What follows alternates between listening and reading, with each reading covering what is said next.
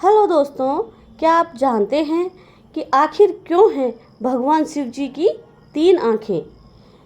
भगवान शिव को जगत का पालनकर्ता कहा जाता है और धर्मशास्त्रों के अनुसार उनकी तीसरी आँख को बहुत ही शक्तिशाली माना गया है। तो मैं इसके बारे में एक पौराणिक कथा आपको बताने वाली हूँ, तो आप ध्यान से सुनिए। सावन का महीना चल रहा है और यह पूरा माह भगवान शिव की आराधना के लिए बेहद ही खास माना गया है।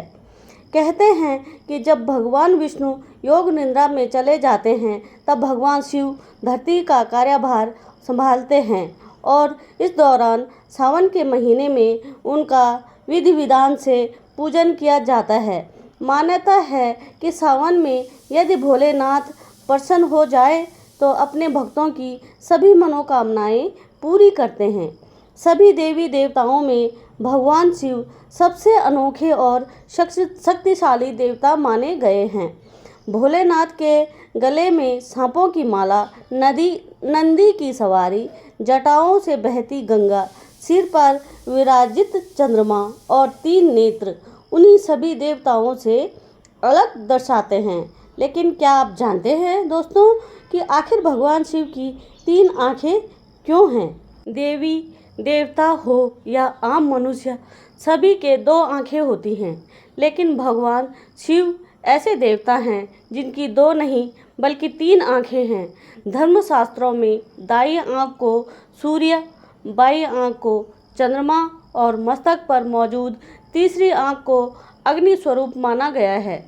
कहते हैं कि भगवान शिव की दो आँखें भौतिक जगत की सक्रियता पर नज़र रखती है, जबकि तीसरी आँख का ध्यान पापियों की ओर रहता है। धर्मशास्त्रों में इस बात का जिक्र किया गया है कि यदि भगवान शिव की तीसरी आँख खुल गई तो प्रलय आ सकती है।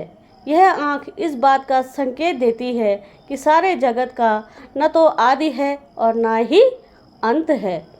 तो दोस्तों, कैसे उत्पन्न हुई भगवान शिव की तीसरी आँख, आए जाने।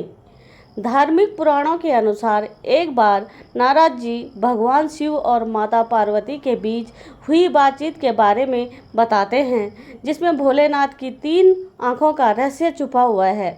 नारद जी बताते हैं कि एक बार भगवान हिमालय पर्वत पर सभा कर रहे थे। इस सभा में सभी देवताओं और ऋषि मुनि मौजूद थे। तभी इस सभी माता पार्वती आई और भोलेनाथ को परेशान करने लगी। अपने दोनों हाथों से उनकी आंखें ढक दी। जैसे ही माता पार्वती ने भगवान की आंखों पर हाथ रखे, तभी पूरी सृष्टि में अंधकार हो गया। ऐसा प्रतीत हुआ कि सूर्य देव की कोई अहमियत ही नहीं और धरती के प्राणियों में हलचल मच गई। संसार में हुई इस हलचल की वजह से भगवान शिव व्याकुल हो उठे और उसी समय उन्हें अपने माथे पर एक ज्योतिपुंज प्रकट किया ताकि धरती के अंधकार को दूर कर सके। यही ज्योतिपुंज भगवान शिव की तीसरी आंख बनकर प्रकट हुई। इसके बाद माता पार्वती ने जब तीसरी आंख का कारण पूछा तो भोलेनाथ ने कहा कि अगर वह तीसरी आंख उत्पन्न नहीं करते तो संसार नष्ट हो जाता। भगवान शिव की तीसरी आंख जगत की पालनहार है। तो दोस्तों, आपको ये पौराणिक कथा कैसे लगी, आप कमेंट बॉक्स में ज़रूर बताइएगा।